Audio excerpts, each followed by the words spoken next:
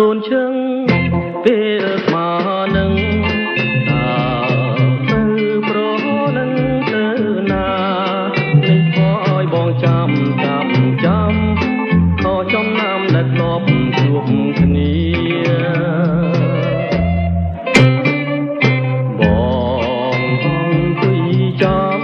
តែស្រីមួយរាត្រីទៅហើយឃើញគេគៀកកាយបងសាបានថាអូនបណ្ដាទីមិនមែនទេច្រឡំទេស្មានតែរូបស្រីញ៉ាំបារីបំភ្លេងតែបំភ្លេងមិនបានចាំមួយយប់ទៅហើយអូនណាយបងចាំយូរទៅនៅតែមិនឃើញស្នេហ៍ញ៉ាំកាហ្វេកុំឲ្យងងុយ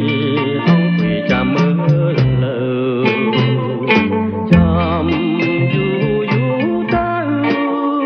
លឺមាត់ហៅស្មានតែអូ